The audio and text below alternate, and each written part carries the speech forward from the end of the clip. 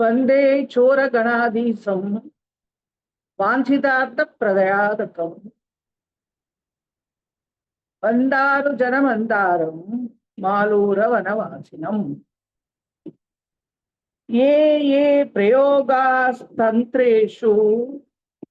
தைஸ்தைர்யத் சாத்யதே பலம் தத் சர்வ சித்யதி க்ஷிப்ரம் நாம த்ரிஷத கீர்த்தனாத்.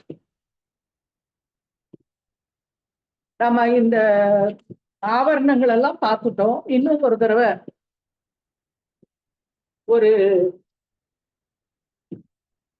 இதை பார்க்கறதுக்கு எதுக்குனாக்க ரொம்ப முக்கியமான விஷயம். இந்த 9 ஆவரணங்களும் ரொம்ப முக்கியமான விஷயம். அதனால மறுபடியும் பார்க்க போறோம். இந்த முதலாவது ஆவரணம் இங்க 3 கோடு இருக்கு வெளியில. அந்த வெளிக்கோட்டுல 10 சித்தி சக்திகள் இருக்கா, நடுக்கோட்டுல 8 மாதாக்கள் இருக்கா, உட்கோட்டுல 10 முத்ரா சக்திகள் இருக்கா. இதுக்கு பேரு திரைலோக்கிய மோகன சக்கரம் அப்படின்னு பேரு. இந்த சக்கரத்தினுடைய தலைவி திரிபுரா சக்கரேஸ்வரி அப்படிங்கிற நாமத்துல இருக்கா. இந்த சக்கரத்தினுடைய கிரகம் பிரகஸ்பதி. இதோட ரத்த புஷ்பராகம். இதுக்கு பாட வேண்டிய நவாவரண கீர்த்தனை வியாழக்கிழமை பாடணும். பிரகட யோகினி ஸ்வரூபம். இந்த தேவிக்கு பேரு பிரகட யோகினி. இங்க இருக்கக்கூடியவாளுக்கு டம் டாகினி தேவியும் பூஜை ஆமின்னு சொல்லியிருக்கு. டம் அப்படிங்கிற இந்த அக்ஷரத்துக்கான தேவி அவளை எங்க நம்மளுடைய, அதாவது இந்த 51 அக்ஷரங்களும் அக்ஷர நியாசம் அல்லது பீட்ட நியாசம்னு சொல்லியிருக்கு. இந்த மாத்திருக்கா அக்ஷரங்கள் 51 அம்பாளுக்கு சொந்தமானது. அதனால்தான் மாத்திருக்கைகள் அப்படின்னு சொல்றோம். மாதாக்கு சொந்தமானது.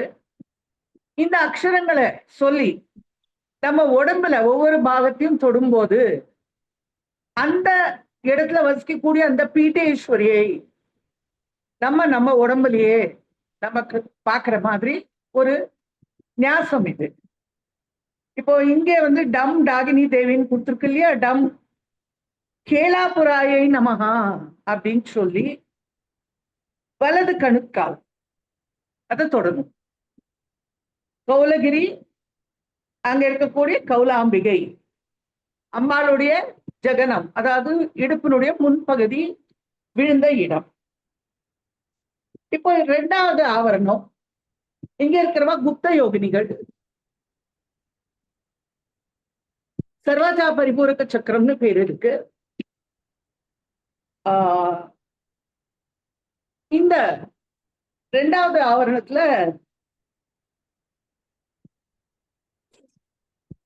16 இதழ்கள், ஷோடச தடம்.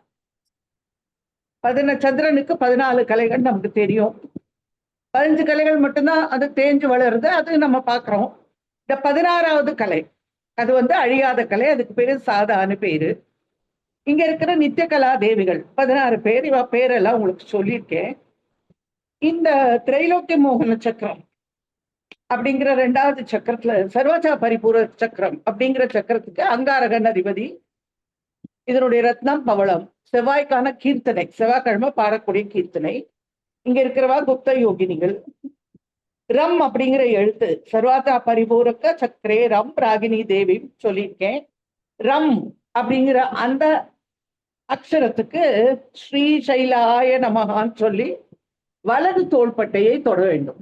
நம்ம பீட்ட நியாசம் அல்லது அக்ஷர நியாசம் பண்ணும்போது ஸ்ரீசைலாய நமகான்னு சொல்லி நம்மளுடைய வலது தோள்பட்டையை நம்ம தொடுறோம். அடுத்தது 3வது ஆவரணம். இங்க இருக்கிறவா குப்ததர யோகினிகள். இந்த சக்கரத்துக்கு பேரு சர்வ சம்சோபன சக்கரம். இங்க 8 தாமரை இதழ்கள் கொண்ட ஆவரணம் இது. இந்த 3 சக்கரங்கள், அதாவது பூப்புறம், ஷோடசதளம், அஷ்டதளம், இந்த 3 சிருஷ்டி சக்கரம் அப்படின்னு அழைக்கப்படுகிறது. இந்த 3வது சக்கரத்துக்கான கிரகம் சுக்கிரன். வெள்ளிக்கிழமை பாட வேண்டிய கீர்த்தனை ரத்னம் வந்து வைரம். இது லம் லாகினி தேவி பூஜை அமைன்னு சொல்லியிருக்கு. லம் மேருவே நமகான்னு சொல்லி நம்மளுடைய பிடரி, அதாவது கழுத்துக்கு பின்பாகத்தை நம்ம தொடணும். பீட்டநியாசம் அல்லது அக்ஷரநியாசம் பண்ணும்போது கழுத்துக்கு பின்னாடி இருக்கிற பிடரியை தொடரும். அடுத்தது 4வது ஆவரணம். இங்க இருக்கிற யோகினிகள் வந்து சம்பிரதாய யோகினிகள். ஏன்னா அவள குரு வடிவா இருக்கிறவா. சில சமயத்துல தேவியே வந்து குரு வடிவா நம்மளுக்கு வந்து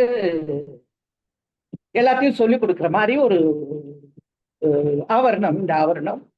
இந்த சம்பிரதாய யோகினிகள் வந்து 14 திரிகோணங்களாக இருக்கிற இந்த சதுர்தசாரத்துல சர்வ சௌபாகியதாயக சக்கரத்துல இருக்கா.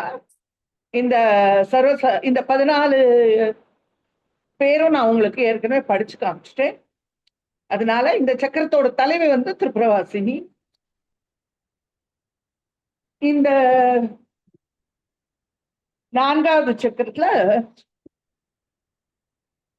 கிரகம் வந்து சந்திரன். திங்கட்கிழமை பாடக்கூடிய கீர்த்தனை சம்பிரதாய யோகினிகள் அப்படின்னு இவாளுக்கு பேரு. சம் சாகினி தேவின்னு சொல்லியிருக்கு. சம்ர புஷ்புராயே நமகா, சந்திர புராயே நமகான்னு சொல்லி இதயம் முதல் வலது கால் நுனி வரை நம்ம தொடுறோம் நம்ம உடம்புல இந்த அக்ஷரத்தை சொல்லி. இந்த 4வது ஆவரணத்துல இருக்கிற அக்ஷரத்தை சொல்லி நம்ம வந்து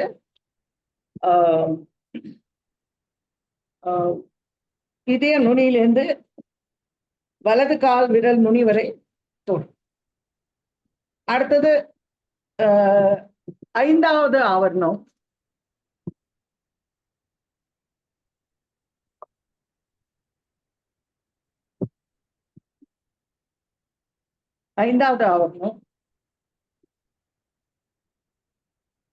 சர்வார்த்த சாதக சக்கரம்.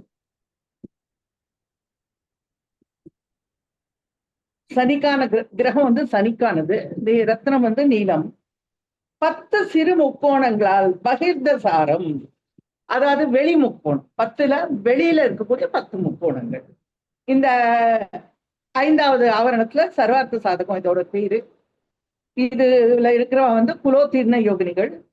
இந்த சக்கரத்தோட தலைவி திரிபுராஸ்ரீ. இந்த யோகினிகள் பேரெல்லாம் நான் ஏற்கனவே உங்களுக்கு சொல்லியிருக்கேன்.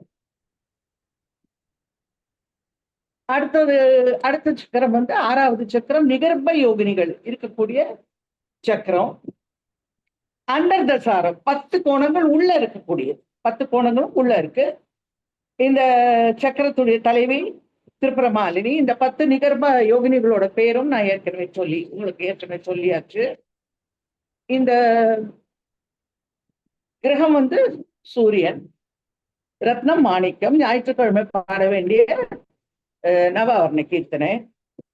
இங்க வந்து கம்ங்கிற காகினி தேவி அப்படின்னு சொல்லியிருக்கு. இந்த கம் அப்படிங்கிறவ ஸ்ரீபுராய நமகான்னு சொல்லி நம்மளுடைய வலது தோளை தொடும். வலது தோளை தொடும்.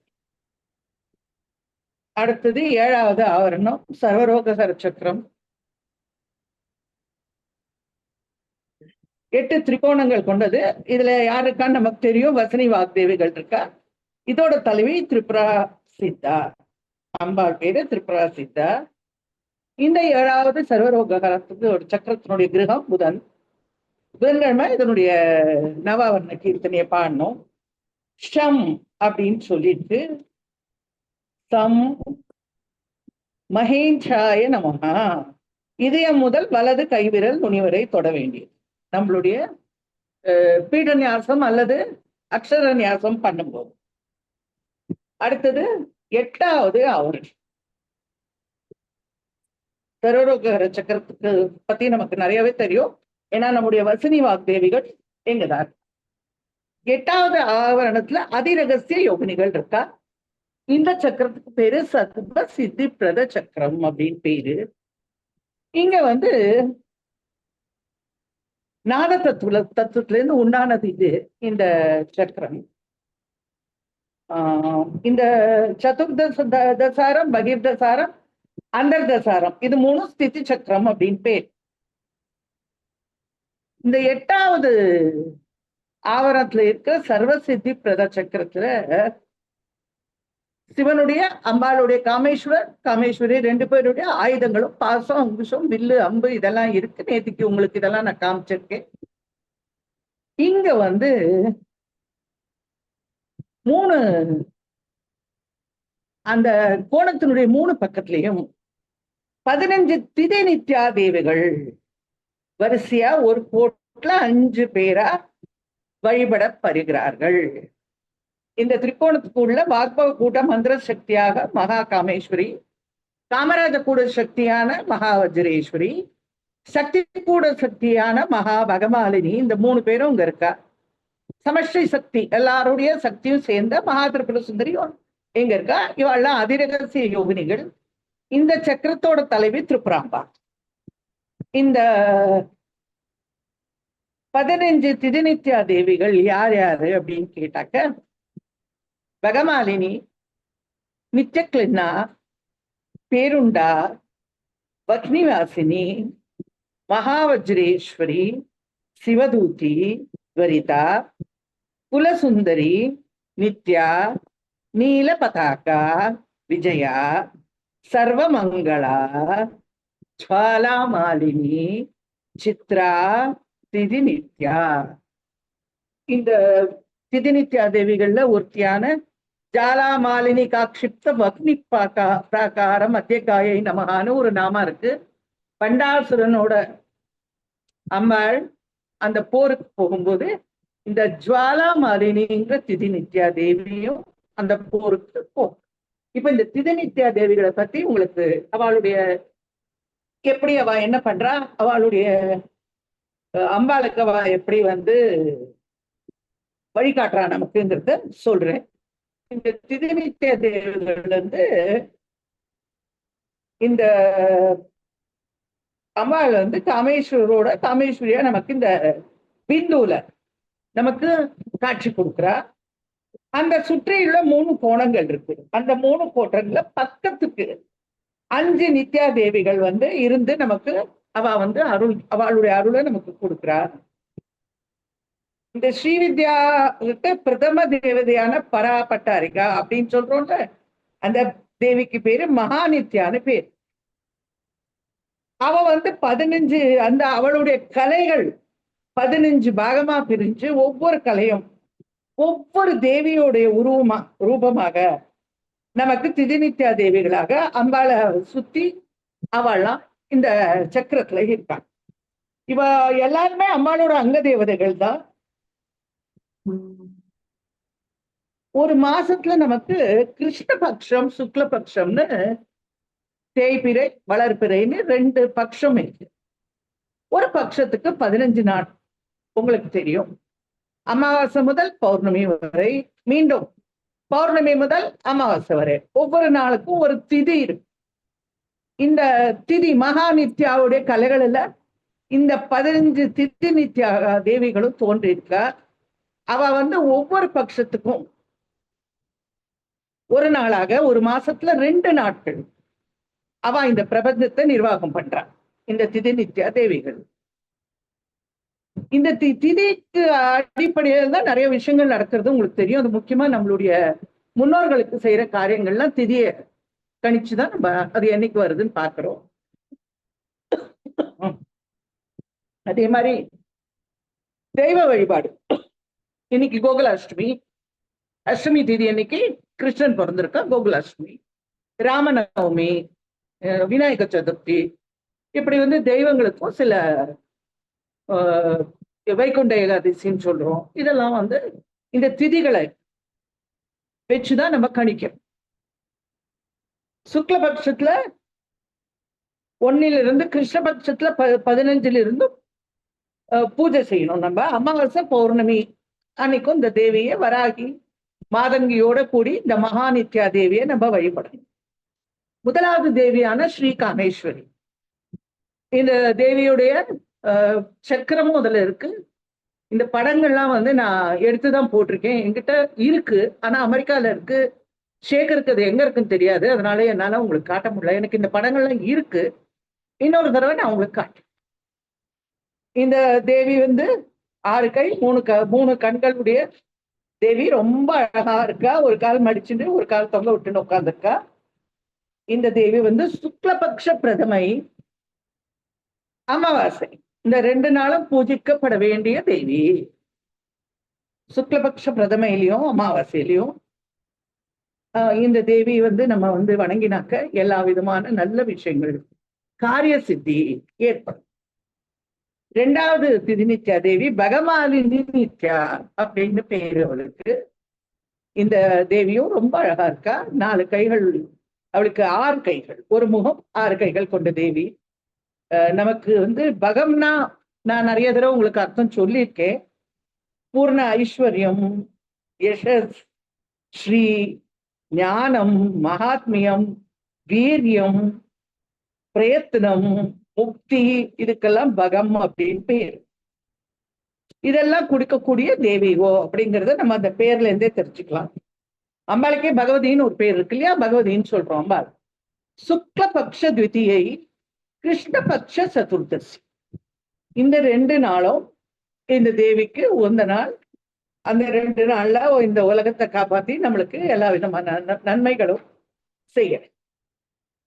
4வது தேவி வந்து பேருண்டா நித்யா.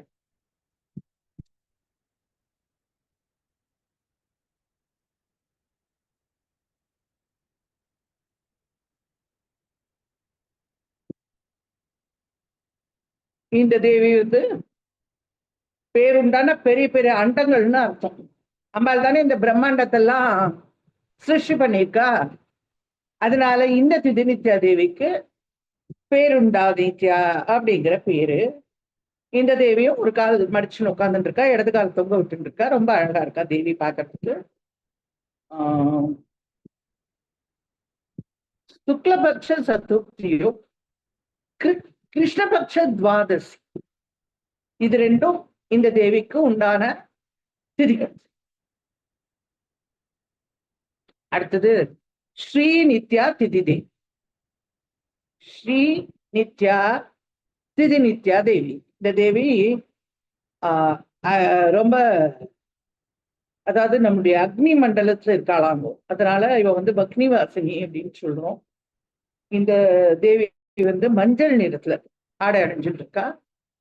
நமக்கு தெரியும் தசமகா வித்யில பகலாமுக்கிங்கிறோர் மஞ்சள் வர்ண ஆடை அடைஞ்சிட்டு இருக்கோம். அந்த மாதிரி இந்த தேவியும் மஞ்சள் நிறத்துல ஆடைகள் அணிஞ்சிட்டு இருக்கா. ரொம்ப அழகான தேவி. சுக்லபக்ஷ பஞ்சமியும் கிருஷ்ணபக்ஷ ஏகாதசியும் இவளுக்கு உகந்த நாள்.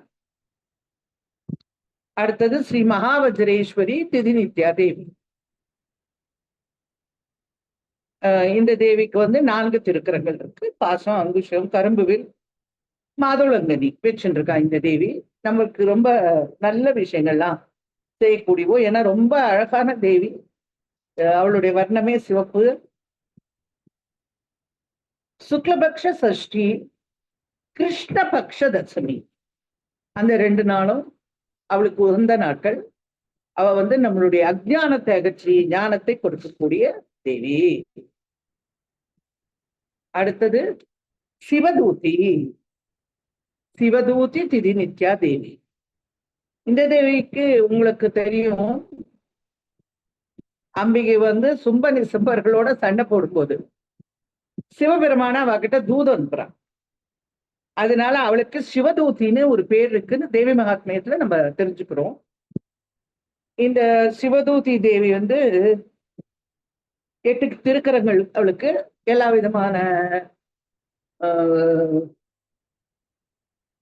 எல்லா விதமான ஆயுதங்களும் வச்சுட்டு இருக்கா. கடைசியில தாமரையும் பானபத்திரமும் வச்சுட்டு இருக்கா 2 கையில. ரொம்ப அழகான தேவி. இந்த தேவிக்கு உகந்த நாட்கள் சுக்லபக்ஷ சப்தமி, கிருஷ்ணபக்ஷ நவமி, 2ம் இவளுக்கான தினங்கள். அடுத்தது துவரிதா நித்யா. 8வது தேவி. இவளுக்கு பேரு துவரிதா நித்யா. பக்தர்களுக்கு ரொம்ப சீக்கிரம் அருள் பண்ணிடுவோம், கூப்பிட்ட உடனே ஓடி வந்துடுவோம். அதனால இந்த தேவிக்கு பேரு துவரித்தான பேரு. ரொம்ப அழகா இருக்கா இந்த திதி நித்யா தேவி. இவளுக்கு உகந்த நாட்கள் சுக்லபக்ஷ அஷ்டமி, கிருஷ்ணபக்ஷ அஷ்டமி, இரண்டும் இவளுக்கு உகந்த நாட்கள். அடுத்தது குலசுந்தரி நித்யா. 9வது திதி நித்யா தேவி குலசுந்தரி நித்யா தேவி. இவ 6 முகங்களும் 18 கண்கள் 12 கைகள் உடைய தேவியும். இந்த தேவிக்கு ஒரு அபூர்வமான வியாக்கியான முத்திரை காட்டுறா தன் கையில. அது இந்த தேவியோட ஒரு விசேஷம். இவளுக்கு உகந்த திதி சுக்லபக்ஷ நவமி, கிருஷ்ணபக்ஷ சப்தமி, இரண்டும் இவளுக்கு உகந்த திதிகள். அடுத்தது ஸ்ரீ நித்யா நித்யா. ஸ்ரீ நித்யா நித்யா அப்படிங்கிற தேவி. நித்யா நித்யா அப்படின்னாக்கா அழிவில்லாதவள்னு அர்த்தம், நித்திய ஸ்வரூபமானவள். இந்த தேவி எல்லா விதமான ரூபங்கள்ல, மந்திர ஸ்வரூபம், எந்திர ஸ்வரூபம், எல்லா விதமான ரூபங்களையும் இருக்கக்கூடியவள். முக்கண்ணி இந்த தேவி. இவளுக்கு ரத்த ஆபரணம் அணிஞ்சுக்கிறதுல ரொம்ப சந்தோஷம். இவளுடைய திதி சுக்லபக்ஷ தசமி, கிருஷ்ணபக்ஷ சஷ்டி, இது ரெண்டும் இந்த தேவிக்கான உகந்த நாட்கள். ரொம்ப மங்களகரமான விஷயங்கள் எல்லாம் நமக்கு அருள் பண்றோம். இவளை வேண்டினாக்க எல்லா விதமான சௌபாகியங்களும் நன்மைகளும் கிடைக்கும். அடுத்தது 11வது தேவி ஸ்ரீ நீல பதாகா நித்யா. நீல வர்ணமுடையவள். அவள் பேரையே சொல்றது நீல பதாகா நித்யா, திதி நித்யா தேவி. அவ 5 திருமுகம், அவளுக்கு 10 கைகள், ரொம்ப அழகான தேவி. இந்த தேவிக்கு உகந்த நாட்கள் சுக்லபக்ஷ ஏகாதசி, கிருஷ்ணபக்ஷ பஞ்சமி. எல்லா விதமான நல்ல விஷயங்கள்லையும் நமக்கு நல்ல விஷயங்கள்ல நாட்டம் உண்டாக்கக்கூடிய தேவி. 12வது தேவி திதி நித்யா தேவி ஸ்ரீ விஜயா நித்யா. இந்த தேவி ரொம்ப ஒரு அழகா, ஒரு சிரிச்ச முகத்தோட அழகா இருக்கா. கிரீடத்துல சந்திரகலையை தரிச்சுட்டு இருக்கா. இவ பேரே சொல்ற மாதிரி வெற்றியோட வடிவமாக இருக்கிறவோ, அழகான புன்னகையோட இருக்கிற தேவி இந்த தேவி. இவளுடைய திதி சுக்லபக்ஷ துவாதசி, கிருஷ்ணபக்ஷ சதுர்த்தி, இது ரெண்டும் இவளுக்கான திதிகள். இந்த தேவி நமக்கு எல்லா விதமான கலைகளும், நமக்கு கலைகள்ல ஆர்வத்தை உண்டாக்கக்கூடியவோ, கலைகள்ல நமக்கு ஒரு அனுபவத்தையும் நல்ல ஒரு சாமர்த்தியத்தையும் கொடுக்கக்கூடியவோ, நமக்கு எதிலையும் வெற்றி கொடுக்கக்கூடிய தேவியோ இந்த விஜயா தேவி. அடுத்த தேவி 13வது தேவி சர்வ மங்களா திதி நித்யா தேவி. எல்லா மங்களங்களையும் அருள்பவள், எல்லா மங்களங்களோடும் இருப்பவள். சர்வமங்களான அம்பாளுக்கு ஒரு பேர் இருக்கு. அப்புறம் அவ பக்தர்களுக்கு, தன்னை வழிபடுபவர்களுக்கு எல்லா மங்களங்களையும் தருபவள். அதனால இந்த தேவி ரொம்ப ஒரு அருளை பொழியக்கூடிய அந்த கண்களோட நமக்கு காட்சி கொடுக்குறா. 4 கை வச்சிருக்கா, ரொம்ப அழகா காட்சி கொடுக்குறா அந்த தேவி. வலது கரத்துல மாதுளை, அபய வரதம், இடது கரத்துல தான பத்திரம் வச்சிருக்கா. இவளுக்கான திதி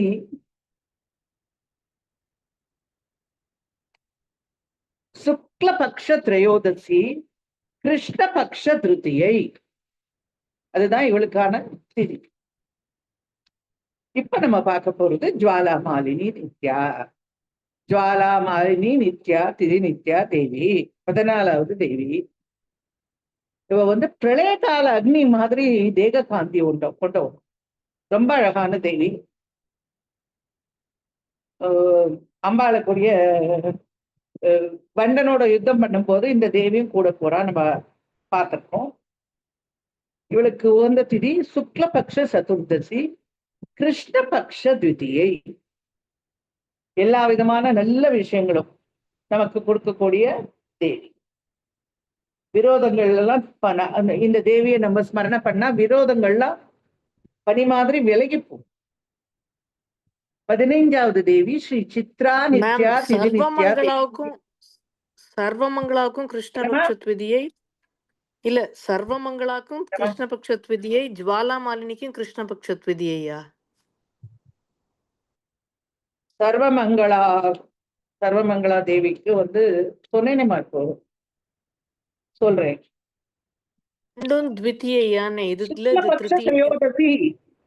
கிருஷ்ணபக்ஷ திருதியை, அந்த கிருஷ்ண சுக்லம் ரெண்டையும் கரெக்டா பார்த்துக்கோ. இந்த தேவி சுக்லபக்ஷ சதுர்தசி, கிருஷ்ணபக்ஷ திருதியை. சரி, கடைசி நம்மளுடைய கடைசி திதி நித்யா தேவி சித்ரா நித்யா, சுக்லபக்ஷ பௌர்ணமி, கிருஷ்ணபக்ஷ பிரதமை. ரெண்டும் அவளுக்கான தேவி. ரொம்ப சர்வாலங்கார பூஷிதிகா இருக்கிறவோ, ரொம்ப அழகான தேவி. பாச அங்குஷம் பரத அபயம் முதிரைகளோட இருக்கிறவோ, நமக்கு எல்லா விதமான நன்மைகளையும் செய்யக்கூடிய தேவி. இந்த 15 திதி நித்யா தேவிகளும் அந்த 8வது ஆவரணத்துல அந்த 3 கோணங்கள்லயும் ஒரு வரிசைக்கு 5 பேராக இந்த 8வது ஆவரணத்துல இருக்கா அப்படிங்கறத சொல்லியிருக்கேன். 8வது ஆவரணத்துக்கான எம் அப்படிங்கிறது இதுக்கான அக்ஷரம். கேதுவுடைய கிரகம் கேது, ரத்னம் வைடூரியம். இந்த மலையாய நமகான்னு சொல்லி இதயத்தை தொடுறது.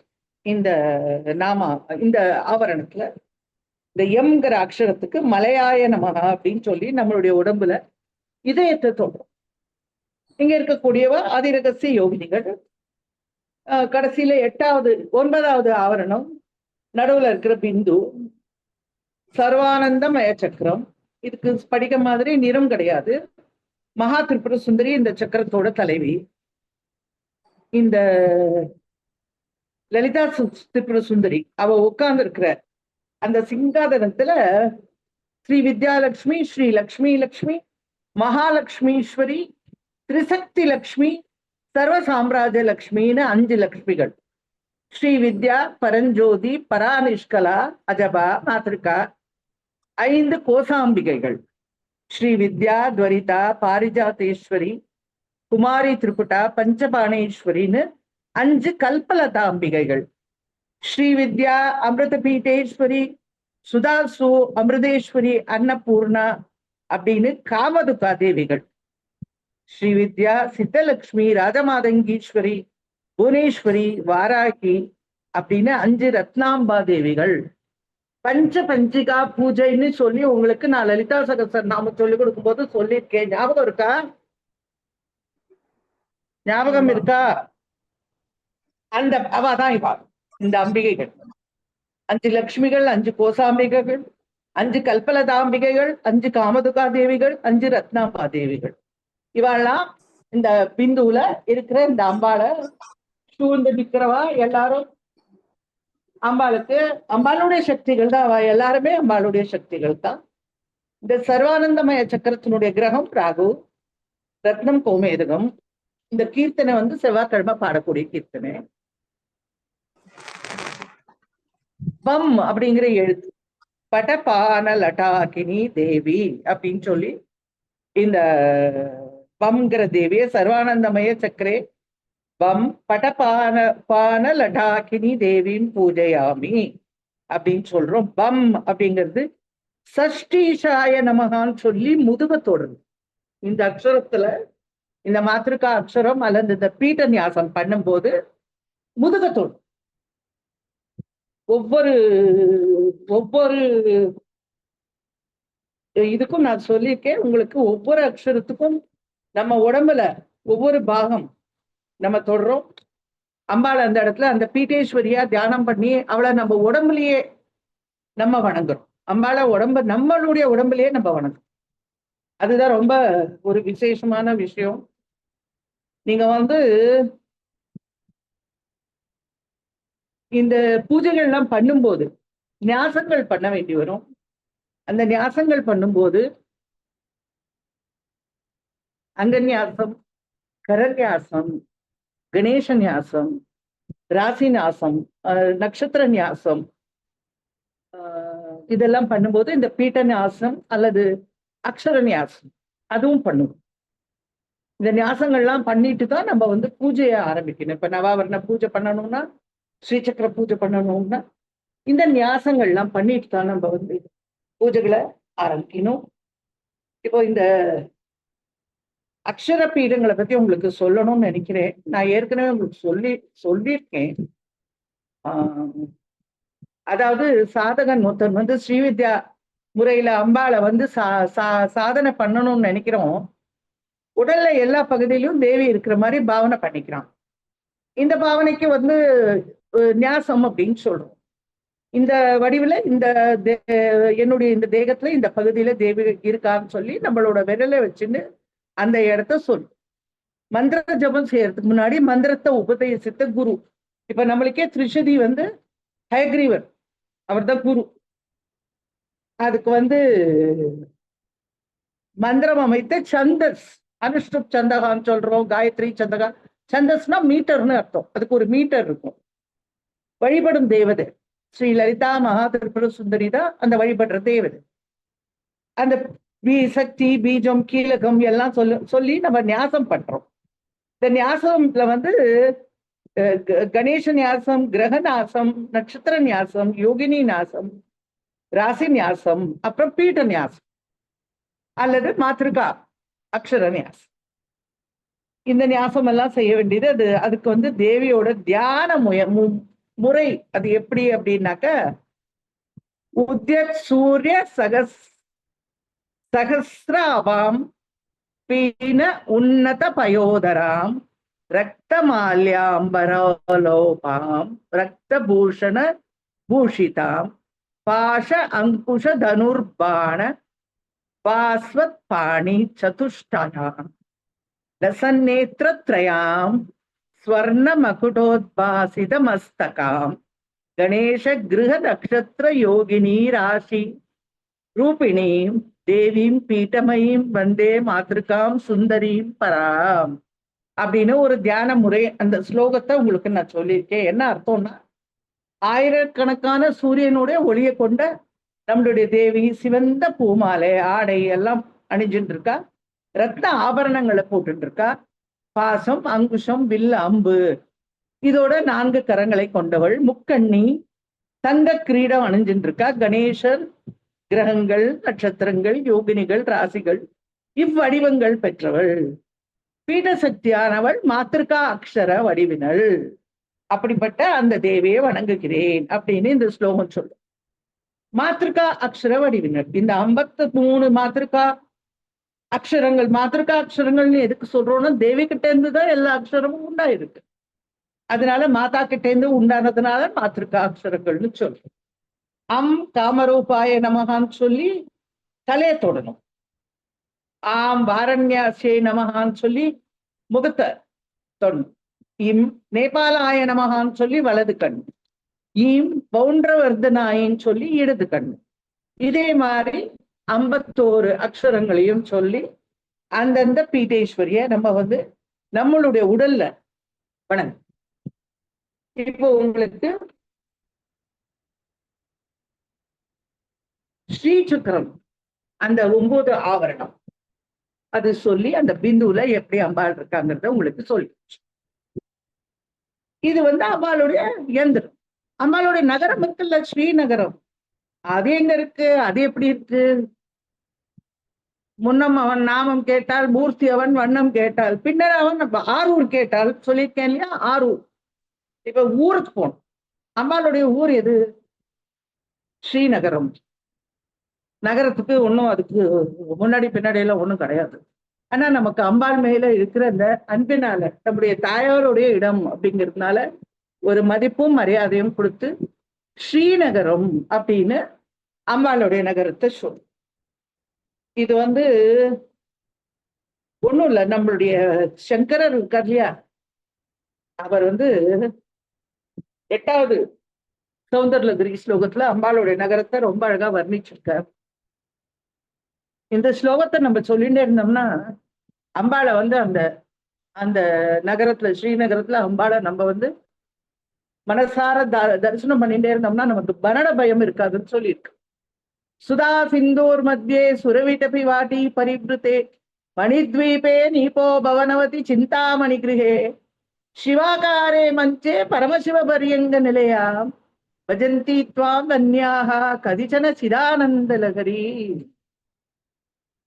அதாவது அவர் என்ன சொல்றாருன்னா, சங்கரர் என்ன சொல்றாருன்னா, அமுதக்கடல் நடுவுல இருக்கிற தெய்வ மரங்கள் வரிசையா அமைஞ்சிருக்கு, டிவைன் ட்ரீஸ். அந்த காட்டுல கதம்ப வனத்துல சிந்தாமணி கிரகத்துல சிவ வடிவமான மஞ்சத்துல பரமசிவனோட மடியில அமர்ந்து அம்பாள் அமர்ந்திருக்கா. அவளை வந்து எல்லாராலையும் வழிபட முடியாது, ரொம்ப ரொம்ப கொடுத்து வச்சுவாதான் அப்படி வழிபட முடியும். அவர்கள் எல்லாம் பாக்கியசாலிகள் அப்படின்னு அவர் சொல்லும். இப்போ அம்பாளுடைய நகரத்தை பார்க்க, அவளுடைய நகரம் சுமேரு அப்படிங்கிற மலை. சுமேருன்னா தங்க மலைன்னு, அது வந்து உலகத்துக்கே ஆதாரம்னு சொல்றோம். அங்க வந்து ஸ்ரீசக்கரத்துக்கு நடுவுல 3 கோணங்கள் இருக்கிற மாதிரி அங்க 3 கொடிமுடிகள் இருக்கு. பிரம்மா, விஷ்ணு, ருத்ரர், அவன் 3 பேரும் அதை தன்னுடைய இருப்பிடமா வச்சுட்டு இருக்கா. இதுக்கு நடுவுல இருக்கிற உயர்தரமான கொடுமுடியே ஸ்ரீவித்யா அல்லது ஸ்ரீநகரம் அப்படின்னு சொல்லக்கூடிய தேவியுடைய கிரகம். கிரகம்னு சொல்றோம். அவளுடைய அரண்மனை எல்லாம் நம்ம சொல்லல, கிரகம்னு சொல்றோம். ஏன்னா கிரகம் அப்படிங்கிறது வந்து ரொம்ப ஒரு அன்பானது, அழகானது. அங்க நிறைய கருணை இருக்கும், ஈவ இருக்கும், எல்லாம் நிறைய இருக்கும். ஏன்னா அம்மானோத்தி தான் அங்க வந்து தலைவி. அதனால அம்பாளுடைய கிரகம் அப்படின்னு சொல். இந்த சுமேருல இருக்கக்கூடிய மத்திய கொடியில, அந்த முடியில, அந்த மலையோட முடியில அம்பாள் வந்து குடியிருக்கா. அவள் இந்த ஸ்ரீநகரத்தினுடைய நாயகி. அம்பாளுடைய ஸ்ரீநகரம் வந்து ரொம்ப மரியாதையா நம்ம அவளை ஸ்ரீநகரம் அப்படின்னு சொல்றோம். ஸ்ரீமன் நகர நாயக்கான்னு சொல்லியே லலிதா சகஸ்ரநாமத்துல ஒரு நாம இருக்கு. இங்க வந்து இந்த இந்த பிரம்மாண்டங்களுக்கு வெளியே அம்மா தன்னுடைய இருப்பிடத்தை வச்சுட்டு இருக்கா. அதாவது அம்மாளுக்கு 2 ஸ்ரீநகரம் இருக்கு. ஒண்ணு வந்து இந்த சுமேருக்கு மத்தியில இருக்கிற ஒரு ஸ்ரீநகரம், இன்னொன்னு வந்து இந்த பிரம்மாண்டங்களுக்கு வெளியே தன்னுடைய ஸ்ரீநகரத்தை வச்சுட்டு இருக்கா அம்மா. அதாவது அங்க வந்து சுதா சமுத்திரம், அமிர்த கடல், அதுக்கு நடுவுல வந்து ஒரு தீவு. அந்த அமிர்த கடலுக்கு நடுவுல ஒரு தீவு. அந்த தீவுல அம்பாளுடைய ஸ்ரீநகரம் அமைஞ்சிருக்கு. ஸ்ரீசக்கரம், குண்டலினி இதெல்லாம் கூட தேவியோட ஸ்ரீநகரம் தான். இங்க வந்து அம்பாள் என்ன பண்றானாக்க, மனச நினைக்கிறதெல்லாம் கொடுக்கக்கூடிய சிந்தாமணின்னு ஒரு ரத்னம் இருக்கு தேவர்கள் கிட்ட, அவகிட்ட இருக்கு. அந்த ரத்னங்கள்லாம் வச்சு ஒரு அழகான மாளிகை, சிந்தாமணி கிரகம், நான் சொன்னேன்ல வீடு, சிந்தாமணி கிரகம் ஒண்ணு அழகா அமைச்சு அதுக்குள்ள வசிக்கிறா. யாருன்னா நம்மளுடைய லலிதா திரிபுர சுந்தரி. அவளுடைய மந்திரங்கள் எல்லாமே சிந்தாமணி போனதுமா, சிந்தாமணிய போனது. ஏன்னாக்கா நம்ம எதை நினைக்கிறோமோ, நம்ம என்ன விரும்புறோமோ அதெல்லாம் அவளுடைய மந்திரங்களை சொல்லும் போது அம்பாள் நமக்கு அருள் பண்றா, நமக்கு கொடுத்துடுறா. சிந்தாமணி எப்படி கேட்கறதெல்லாம் கொடுக்குமோ அது போல அம்பாளுடைய மந்திரங்கள் அந்த கேட்கறதெல்லாம் கொடுக்கும். அந்த சிந்தாமணியை போல எல்லாத்தையும் அருளும் தேவியின் மந்திர சக்திகள் இருக்கக்கூடிய இடம் இந்த சிந்தாமணிக்கு இருக்கு. அப்புறம் அவங்க என்ன பண்றா அம்பாள்னாக்க, எங்க உட்கார்ந்துருக்கான பிரம்மாக்களால் அவளால ஆன ஆசனம். அங்க வந்து பஞ்ச பிரம்மாசனம்னு சொல்ற 5 பிரம்மாக்கள். இது வந்து உங்களுக்கு லலிதா சகஸ்ரநாமத்திலே ஒரு நாமா இருக்கு, பஞ்ச பிரம்மாசன ஸ்திதா அப்படின்னு. 5 பிரம்மாக்கள் இருக்கக்கூடிய ஆசனத்துல அமர்ந்திருப்பவள் அப்படின்னு. அவளுக்கு இந்த சிந்தாமணி கிரகத்துல நடுவுல நம்ம பிந்தோன்னு பார்த்தோம் இல்லையா, இதுல ஸ்ரீசக்கரம் அந்த நடுவுல 5 பிரம்மங்கள் அவளுக்கு ஆசனமா அமைஞ்சிருக்கு. அதாவது அம்பாள் இந்த உலகத்துல வந்து சிருஷ்டி, சிதி, சம்மாரம், திரோதானம், அனுக்கிரகம், படைத்தல், காத்தல், அழித்தல், மறைத்தல், அருளல் அப்படின்னு தமிழ்ல சொல்லும். சிருஷ்டி, ஸ்திதி, சம்ஹாரம், திரோதானம், அனுக்கிரகம். இந்த தொழிலுக்கு இவ வந்து பிரம்மா, விஷ்ணு, ருத்ரன், ஈஸ்வரன், மகேஸ்வரன் சொல்லும். அந்த 4 பேரை வச்சிருக்கு அம்பாள். அவ இந்த வேலைகளை செய்யணும் அப்படின்னு வச்சிருக்கு. அவ வந்து தேவி அமரக்கூடிய அந்த ஆசனத்தினுடைய கால்களா மாறும். அந்த ஆசனம் இருக்கு இல்லையா, உட்கார்றா இல்லையா, அதனுடைய கால்களா இருக்கக்கூடியவா இந்த 4 பேரும், பிரம்மா, விஷ்ணு, ருத்ரன், மகேஸ்வர். சதாசிவர் அவ வந்து உட்கார்ந்துக்கிறா இல்லையா பலகை, அந்த கால்களுக்கு மேல ஒரு பலகை இருக்கும், அதுலதானே உட்கார முடியும். அந்த பலகையா இருக்கிறவர் சதாசிவர். அதுக்கு மேல காமேஸ்வரோட மடியில இந்த காமேஸ்வரி அம்பாள், லலிதா மகாதிரிபுர சுந்தரி உட்கார். இந்த பிரம்மா அம்பாளை வந்து அவ என்ன பண்றாங்க, கண்களை மூடிண்டு, அம்பாள் தானே பரபிரம்மம், இந்த பிரம்மங்கள் அவளை தியானம் பண்ற. அதனால அவ தேவியோட ஆசனமா இருந்து அசையாம இருப்பாள். ஆசனம் ஆடிண்டே இருந்தா கீழே விழுந்துருவோம் இல்லையா, அவ அசையாம. ஏன்னாக்க அந்த பிரம்மங்கள் இந்த பரபிரம்மத்தை நினைச்சு அவளை துதிச்சு அவளை வந்து நினைச்சு அவ வந்து வழிபட்டு கொண்டு இருப்பதனால அவ வந்து அசையாம இருக்கு. அதுக்குனால இவளுக்கு பஞ்ச பிரம்மங்கள் அப்படின்னு சொல்லு. பிரம்மத்திலிருந்து தோன்றிருக்கு அந்த பிரம்மம், பரபிரம்மத்திலிருந்து இந்த பிரம்மங்கள் தோன்றி இருக்கு. அவளுக்குன்னு சில கர்மங்கள் அதை கொடுத்திருக்கா தேவி. அவளுக்கு அதுக்கான சக்தியும் கொடுத்துருக்கு. சில சமயம் தேவி என்ன பண்றானாக்க அவ கிட்ட இருக்கிற சக்தியை எடுத்துட்டுறான். அவளுக்கு கொஞ்சம் ரெஸ்ட் கொடுக்குறான்னு நினைக்கிறேன். கொஞ்ச நேரம் நீங்கெல்லாம் ஒண்ணும் பண்ண வேண்டாம், சும்மா இருக்கும்னு சொல்ற போல் இருக்கு. அப்ப இவ வந்து பஞ்ச பிரேதங்கள்னு சொல்லும். லலிதா சகஸ்ரநாமத்திலே மறுபடியும் ஒரு நாமா இருக்கு, பஞ்ச பிரேதாசனாசீனா, பஞ்ச பிரேத பஞ்சாதி சாயினி அப்படிங்கிற நாம 2 நாமா இருக்கு லலிதா சகஸ்ரம். அதாவது இந்த பிரம்மாக்களுடைய சக்தியை அம்பாள் எடுத்துக்கும் போது இந்த பரபிரம்மம் இந்த பிரம்மங்கள்ல இருந்து தன்னோட சக்தியை பிரிச்சு எடுத்துக்கும் பொழுது அவ வந்து பிரேதங்கள்லாம் ஒண்ணும் பண்றது இல்லை, எந்த சலனமும் இல்லாம இருக்கா, அவ பாட்டுக்கு இருக்கா. அதனால அவளை பஞ்ச பிரேதாசனாசீனா அப்படின்னு அம்பாளுக்கு ஒரு நாமா இருக்கு. அப்புறம் எங்க வசிக்கிறா அப்படின்னா இந்த சிந்தாமணி கிரகத்துக்கு ஒரு பெரிய சுத்தி ஒரு பெரிய காடு இருக்கு. அது லலிதா சகஸ்ரநாமத்துல கூட மகா பத்மாட்டவி சம்ஸ்தான ஒரு நாம இருக்கு.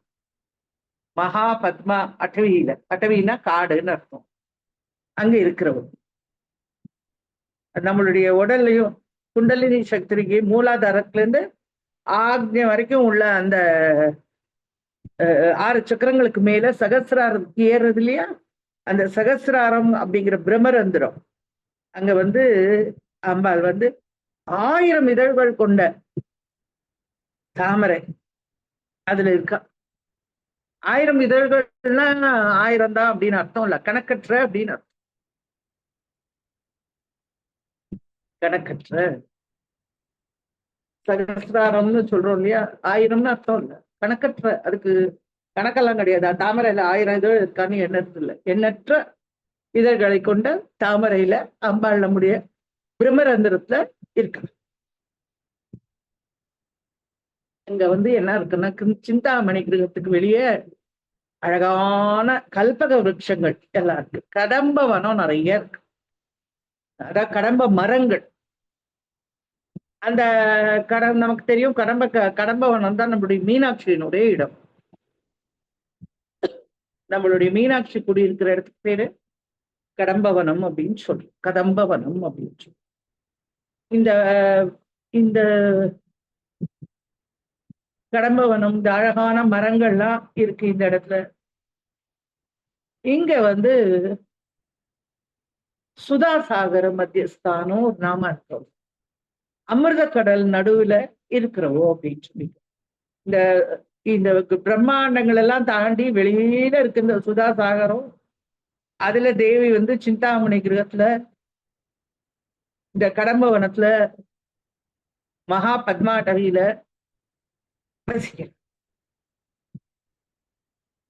தேவி வந்து அடையிற இடம் இது. அதாவது எப்படி பரமேஸ்வரனை வழிபடுறவா கைலாசத்துக்கு போகணும்னு நினைக்கிறாங்க, மகாவிஷ்ணுவை வழிபடுறவா வைகுண்டத்துக்கு போகணும்னு நினைக்கிறா. அது மாதிரி தேவியை வழிபடுறவா இந்த இடத்த, அதாவது இந்த இடத்துக்கு பேரு அபராஜிதா. இந்த இடத்துக்கு போய் சேரணும், அம்பாள அம்பிகைய போய் சேரணும். அங்கு போய் அவளுக்கு சேர்ந்தப்புறம் அவளுக்கு மறுபடியும் இந்த உலகத்துக்கு திரும்பி வருது இல்லை. அவளுக்கு ஜனனம் மரணம் இதெல்லாம் கிடையாது. நம்மளுடைய சரீரத்துல மகா பத்மாடவி இருக்கிற இடம் நம்மளுடைய தலை, ஆக்ஞா சக்கரத்துக்கு மேலுள்ள பகுதி வந்து சுதாசாகரம்னு சொல்றோம். அங்கதான் நம்மளோட உடம்புல தேவி வசிக்கிறார். இந்த அநேக கோடி பிரம்மாண்ட ஜனனி ஈக்ஷண சிற்றாண்ட கோட்டியா அப்படியெல்லாம் நம்மள அம்பாளை சொல்றோம்.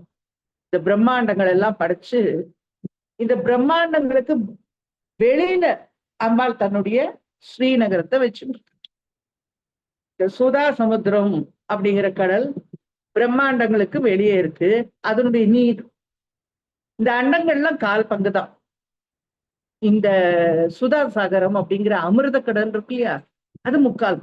அது வந்து ஜீவசக்தி பரப்புற ஒரு அமிர்தம். அங்கதான் மணித்வீபம் இருக்கு.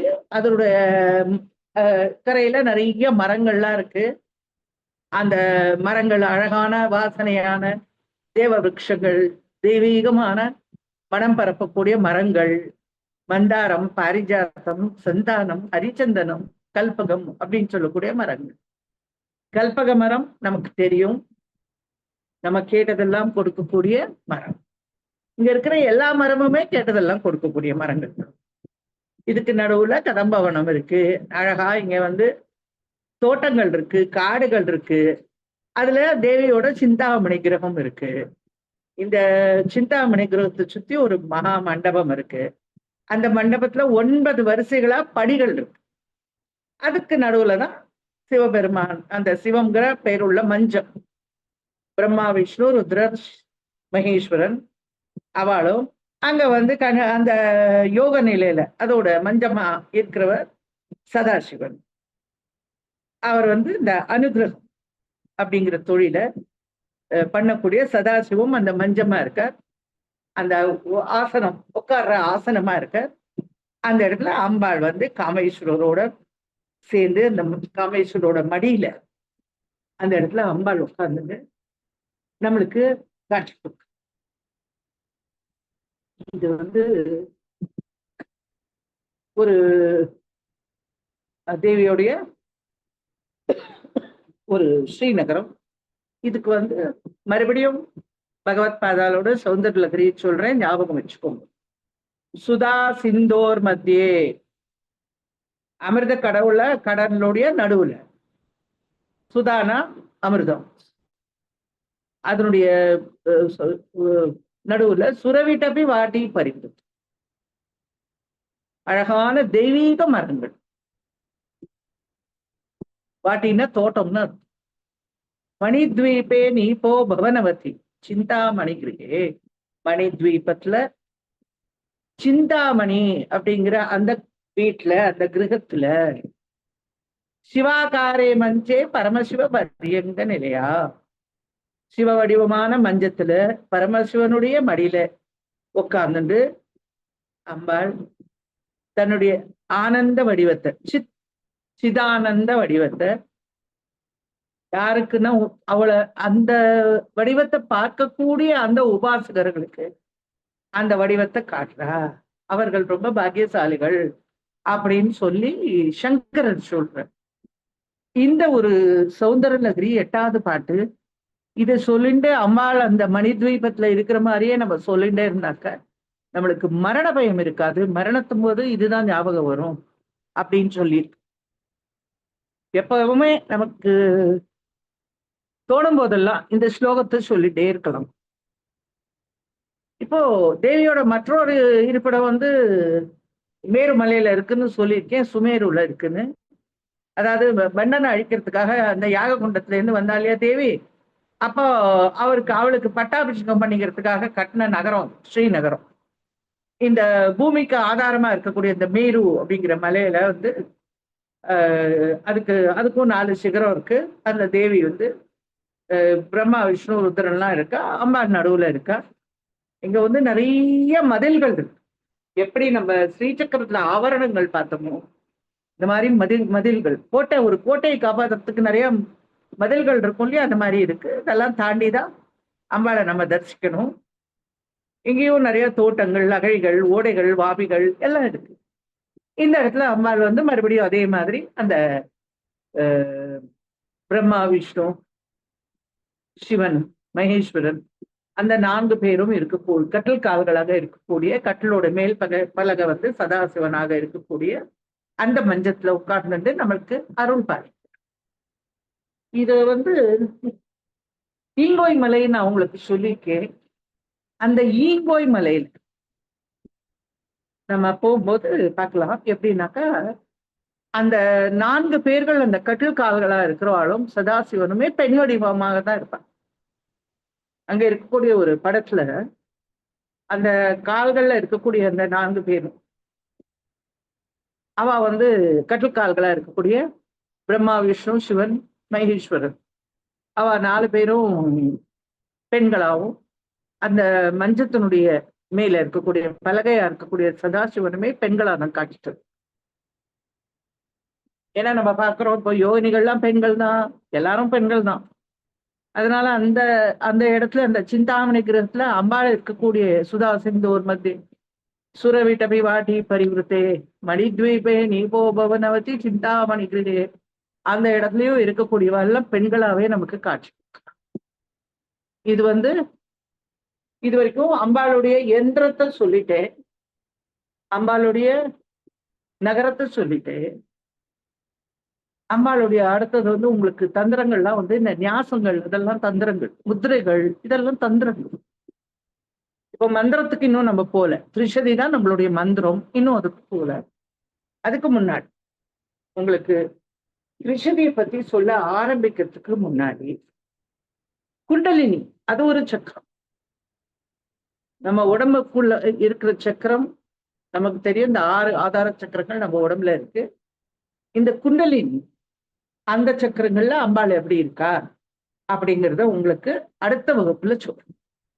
நம்ம இன்னைக்கு இதோட நிறுத்திக்கலாம். ஏன்னா இது ரொம்ப இதெல்லாம் கொஞ்சம் நல்லா நீங்க கேட்டுக்கணும், எழுதிக்கணும், படிச்சோம்.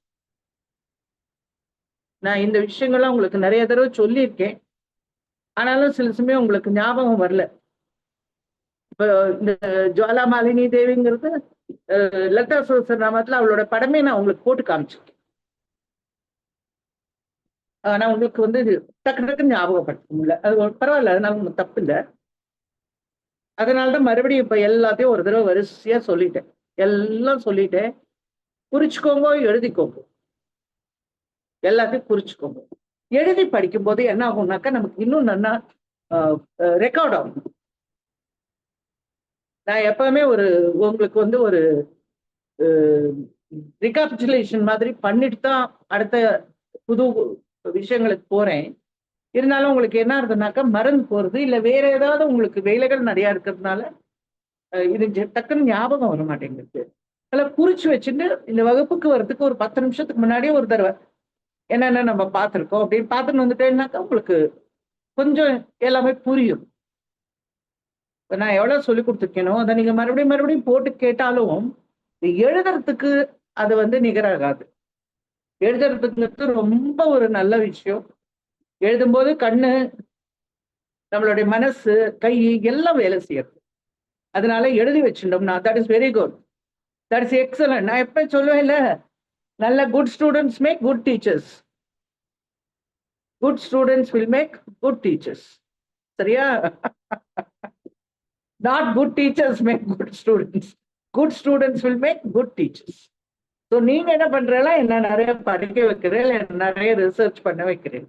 ஸோ அடுத்த வகுப்புல நம்ம வந்து இந்த குண்டலினி எப்படி நம்ம உடம்புல இந்த 6 ஆதாரங்கள்ல இருந்து ஸ்ரீசக்கரம் நம்ம உடம்புல எப்படி இருக்கு, அது அம்பால நோக்கி நம்மளை எப்படி கூட்டின்னு போறது அப்படிங்கறத அடுத்த வகுப்புல தான். ரொம்ப சந்தோஷம். எல்லாருக்கும் என்னுடைய ஆசீர்வாதங்கள். போன கிளாஸ மறுபடியும் ஒரு தடவை கேளுங்கோ. நிறைய விஷயங்கள் அதுலயும் சொல்லியிருக்கேன், இப்பவும் சொல்லியிருக்கேன். உங்களுக்கு இந்த அக்ஷர தேவிகளோட படங்களும் காட்டு. இந்த டம் டாகினி தேவி, யாகினி தேவி எல்லாம் இருக்கா இல்லையா, அவளோட படங்களும் நான் காட்டுறேன். அவள்லாம் எப்படி இருக்கா, எந்த இடத்துல இருக்கா, அந்த மாத்திருக்கா பீட்டேஸ்வரி எங்க இருக்கா அப்படிங்கிறதையும் சொல்லு. ஆசீர்வாதம் எல்லாருக்கும். அடுத்த வகுப்புல சந்திக்கும். Thank you ma'am. Thank you ma'am. Thank you.